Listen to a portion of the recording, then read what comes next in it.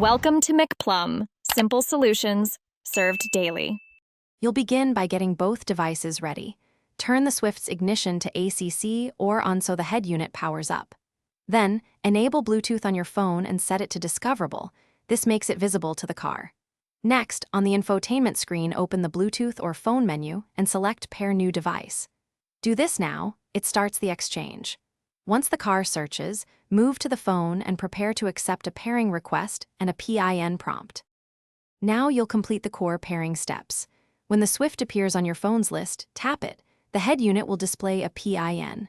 Compare the digits on both screens and confirm on phone and car. This secures the link. After that, accept requests for contacts and media access so calls and audio work. If the car asks to set the device for calls or media, choose both for full functionality.